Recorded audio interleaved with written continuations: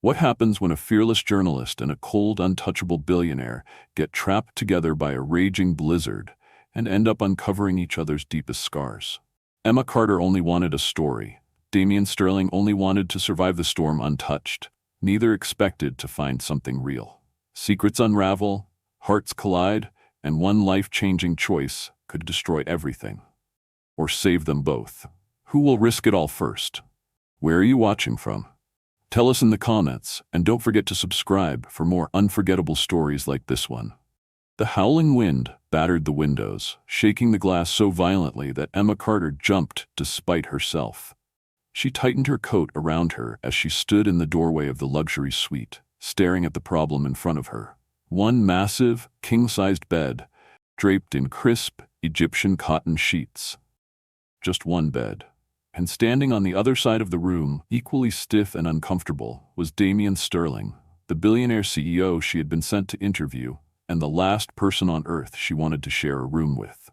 "This is a mistake," Emma said, for what had to be the fourth time, her voice wobbling as she clutched her phone like a lifeline. "I booked 2 rooms. I confirmed it twice." Damian raked a hand through his dark hair, the first sign of imperfection she'd seen on him since their painfully brief interview that morning. "The storm's worse than anyone predicted. The hotel's completely full. We're lucky to have this suite at all."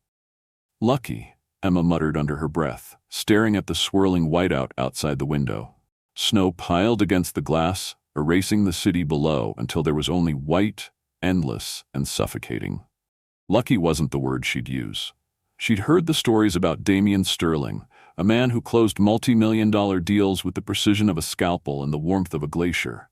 A man who had made hardened executives cry in boardrooms. A man who, despite all the headlines, had remained ruthlessly private. And now she was stuck with him, alone, in a room with one bed, possibly for days. The lights flickered, and Emma jumped again. Damian noticed, of course he did, his sharp green eyes missing nothing. "I'll take the couch," he said, his voice low and firm. "You take the bed." Emma glanced at the so-called couch, a tiny love seat that would barely fit her 5'6" frame, let alone Damian's broad-shouldered 6'2" body.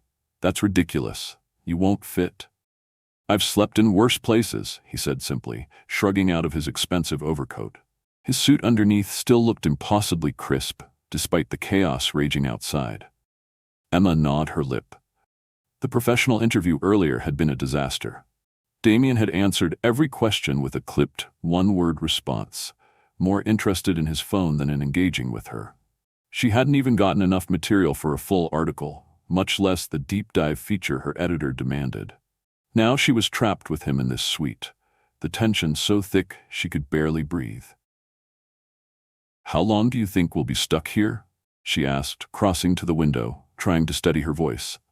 "At least 48 hours, Damian replied, glancing at his phone. "Maybe more." Emma pressed her forehead against the cold glass. 2 days. 2 days with Damian Sterling. Her chest tightened at the thought. "We should order room service while we still can," he suggested, already dialing. "Before the kitchen shuts down." Emma listened as he requested whatever hot meals were left, his voice calm and authoritative even as the situation unraveled. She wished she could borrow a sliver of that calm. Instead, she stood frozen, painfully aware of every creak of the building, every whistle of wind against the windows. When he finished the call, Damian turned to her, his expression unreadable. "We need to make the best of this. Civility until the storm passes," Emma nodded stiffly. "Of course. And call me Emma." He hesitated. "Damian," he said finally, as if giving her his first real concession of the night. The lights flickered again, and this time they didn't come back. Darkness swallowed the room whole, and Emma's heart leapt into her throat. "Stay put," Damian said sharply. She heard him moving through the dark, bumping into furniture, muttering under his breath. Moments later, a faint glow filled the room as he powered up an emergency lantern. In the soft light, he looked different. His hair was tousled, his tie loosened, his face less a portrait of icy perfection and more human. "Are you afraid of the dark?" he asked, noting her death grip on the edge of the table. "A little," Emma admitted, her voice small. He placed the lantern between them on the table, the light casting long, soft shadows across his features. "For what it's worth," Damien said, sitting down across from her. I don't bite. Emma almost laughed. Almost. They were trapped, alone, and the storm showed no sign of stopping. And somehow, despite everything, the night was only just beginning. The hours dragged on, the storm outside turning the world into a swirling, endless sheet of white. Emma and Damien sat across from each other at the small table, the emergency lantern casting a soft, flickering glow between them. The silence stretched, thick and awkward. Emma shifted in her seat, her mind racing for something to say, anything to slice through the heavy quiet. You don't seem like the kind of person who gets stuck without a backup plan, she said finally, trying for casual but hearing the nervous edge in her own voice. Damien's mouth twitched, almost a smile. First time for everything. Emma set down her fork, her appetite long gone. You know, you were impossible to interview today. I know, Damien said without apology. Interviews aren't my thing. You don't say. That earned a genuine smile, fleeting but real. Emma found herself relaxing by a fraction. Why journalism? He asked suddenly, surprising her. Emma blinked. Because I wanted to tell real stories, not just the headline-grabbing sensational ones. Stories about people who actually matter. Damien tilted his head, studying her in that intense way of his, like he could see through her layers. And you thought I was one of those stories? I thought you were a challenge, she admitted, feeling heat rise to her cheeks. And maybe I thought there was more to you than the headlines. His expression shifted, something flickering behind his eyes.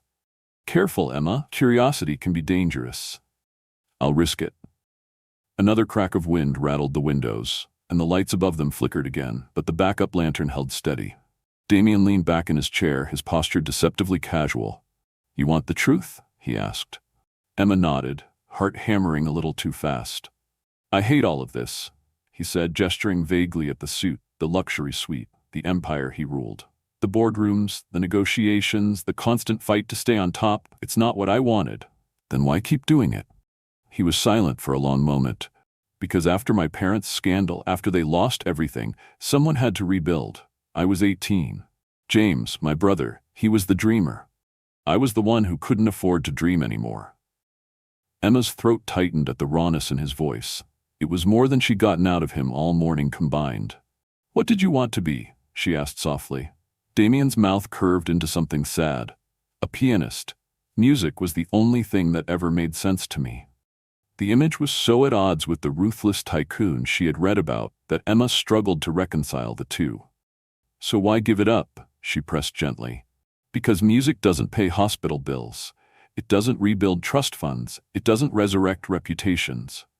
His voice was steady, but the bitterness laced through it was unmistakable.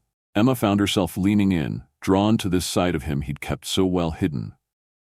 She opened her mouth to say something, to tell him it didn't have to be all or nothing, when the loud shriek of an alarm shattered the moment. Damien was on his feet in an instant, moving faster than she thought possible. Stay here, he barked, already scanning the suite. What is it? Emma called, heart racing as she stumbled to her feet. Gas leak warning, he said grimly. Could be a false alarm, but we can't risk it. Together they scrambled to gather essentials. The lantern, their coats, a few bottles of water. Damien checked the hallway, found it empty, and they moved quickly down the emergency stairs, the icy air slapping their faces when they finally made it outside. The snow was knee-deep, the wind ferocious. Emma could barely see 2 feet ahead. Damien grabbed her hand, his grip firm and anchoring as he pulled her toward a maintenance shed adjacent to the hotel. Inside, it was freezing but safe. They huddled together near a pile of emergency blankets, catching their breath. You okay? He asked, his hand still wrapped around hers. Emma nodded, even though her heart was still pounding against her ribs. Welcome to surviving a sterling disaster, Damien said with a rough laugh. Emma laughed too, breathless, shaky, but real. Somehow, against all odds, a crack had formed in the wall between them, and the storm, relentless and wild, raged on outside. Hours passed inside the maintenance shed, but Emma barely noticed. Between the cold and the lingering adrenaline from the alarm, she was wide awake. Damien sat against the wall, legs stretched out, arms crossed over his chest, looking more relaxed than she'd ever seen him. It made him seem almost normal, almost reachable. Emma pulled the emergency blanket tighter around her shoulders and tried to ignore the shiver that racked her body. Damien noticed instantly. "Come here," he said, his voice low but firm. She hesitated. The shed was cramped, but there was still a respectable distance between them. Closing it meant closing something bigger, something she wasn't sure she could open again once it started. Still, she scooted closer. Damien tugged her gently against his side, wrapping a second blanket around both of them. His body radiated heat, and despite herself, Emma melted into it. "Better?" he asked. She nodded, her cheek brushing his shoulder. "Thanks." They sat like that for a while, the only sound the howling wind outside and the occasional creak of the old shed. It should have been awkward. It should have been unbearable. Instead, Emma felt strangely safe. "Tell me something real," she said into the silence. "No CEO talk, no PR spin, something real." Damien exhaled slowly. For a moment she thought he wouldn't answer. "When I was 23, he said finally, "I got engaged." Emma blinked in surprise but stayed silent, sensing he needed to say this on his own. Her name was Vanessa. She was smart, kind. She made me believe that maybe, just maybe, I could have a life outside of boardrooms and quarterly reports. "What happened?" Emma asked softly. Damien's jaw tightened. "I was working late. She called, said she was coming over. I told her not to. I was buried in numbers. She came anyway. Hit a patch of black ice 2 blocks from my office. Skidded into oncoming traffic." Emma's heart twisted painfully. "Oh, Damien." "I never made it to the hospital," he said, voice rough. "By the time I got there, she was already gone." Emma shifted closer instinctively, her hand brushing his. He didn't pull away. "I blamed myself," he continued, staring at some point far beyond the shed walls. "Still do, some days. If I'd just—" He broke off, jaw clenching. "If I'd just been the man she deserved." Emma took his hand in both of hers, warming his cold fingers. "You can't keep carrying that. It wasn't your fault." He gave a short, humorless laugh. "Tell that to the part of me that won't let anyone get close anymore." "You're doing it right now," she pointed out. He looked down at their joined hands as if seeing them for the first time. Slowly, almost reluctantly, his thumb brushed over her knuckles. "I'm terrified," he admitted. "So am I," Emma whispered. The moment stretched, fragile and electric. Damien lifted his free hand, hesitated, then cupped her cheek, his fingers brushing the edge of her jaw. She leaned into the touch without thinking. "Emma?" he breathed, voice wrecked and raw. She closed the distance first, pressing her lips to his in a kiss that was soft and hesitant at first, almost a question. But Damien answered with a groan, pulling her closer, deepening the kiss. It wasn't polished or perfect. It was messy, desperate, real. It was everything neither of them had allowed themselves to want for too long. When they finally broke apart, breathless, Damien rested his forehead against hers. "This is a bad idea," he said. "Probably," Emma agreed, smiling slightly. "But it doesn't feel wrong." He laughed, a low, broken sound. "No, it really doesn't." The sound of the storm seemed to fade away, leaving just the two of them, tangled together on a freezing night in a maintenance shed in the middle of nowhere. For the first time in a long time, Emma didn't feel lost. She felt found. By morning, the storm had finally begun to ease. The world outside was still buried in snow, but the winds had died down, leaving behind a heavy, suffocating silence.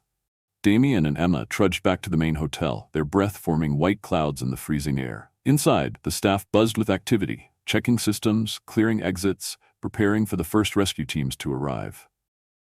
The spell of the night before lingered between them, a fragile, unspoken thing. Damien kept glancing at her like he wanted to say something, but couldn't find the words.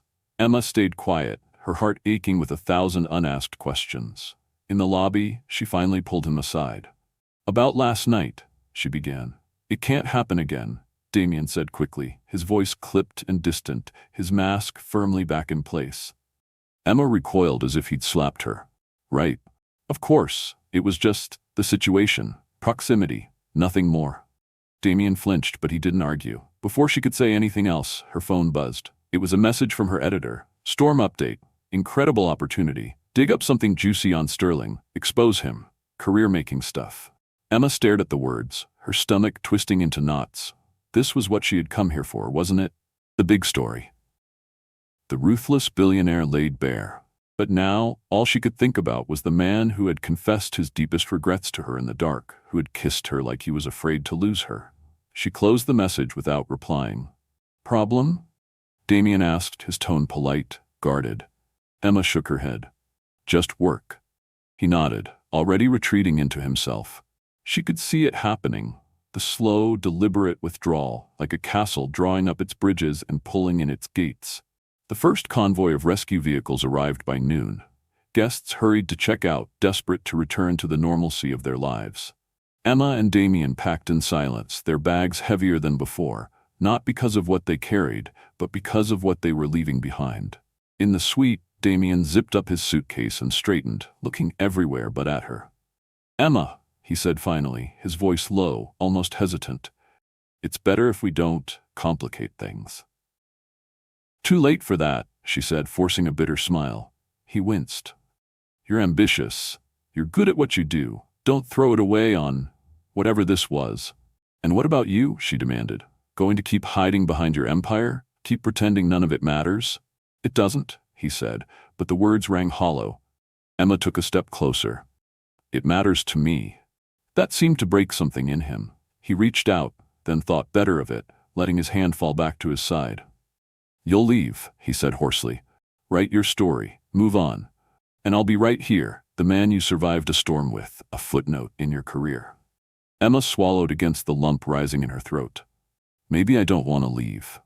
Damien laughed bitterly. "Don't be naive. You have a life waiting for you. I have this. You have a choice," she said fiercely. "You don't have to be this version of yourself." His eyes locked on hers, and for one terrible, beautiful second, she thought he might close the distance between them. But then a knock came at the door, hotel staff reminding them it was time to leave. Without another word, Damien grabbed his bag and brushed past her.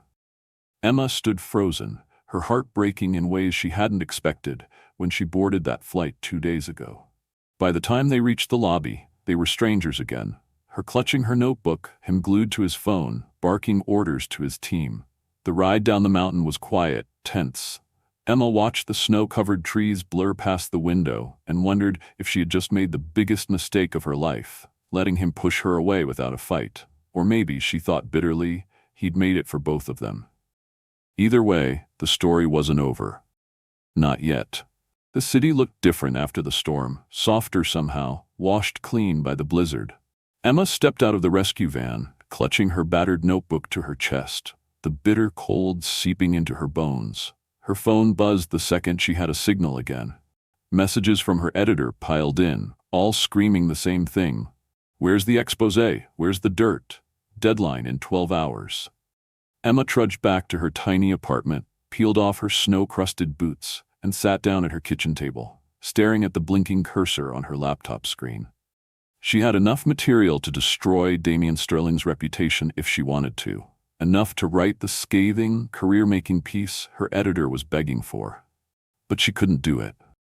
Every time she tried to start the article, she saw Damien's face in the dark, his voice breaking as he talked about Vanessa, about James, about everything he had buried just to survive.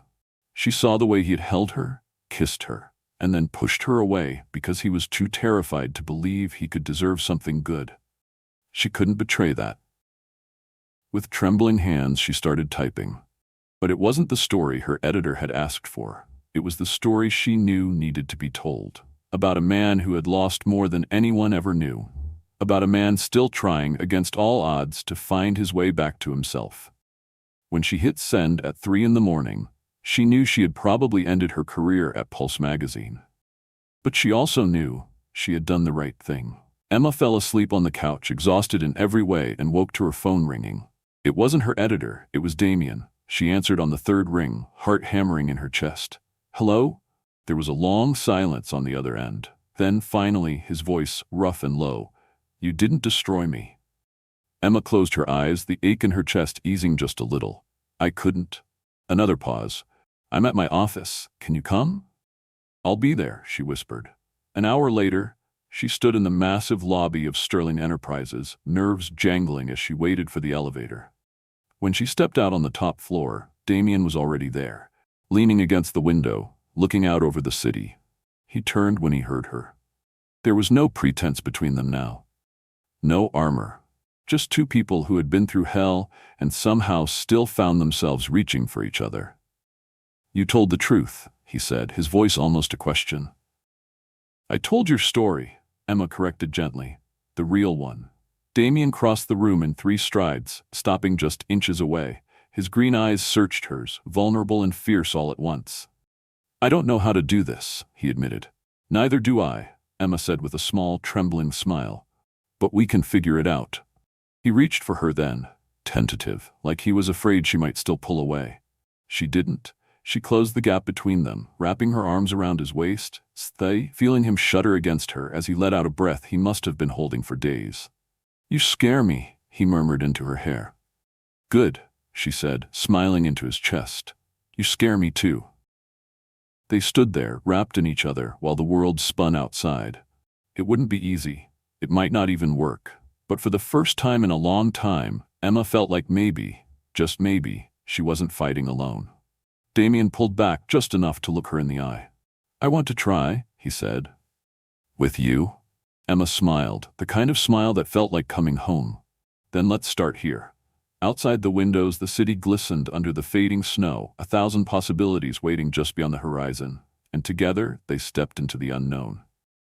Sometimes life forces us into unexpected storms, not just the ones outside, but the ones inside our hearts.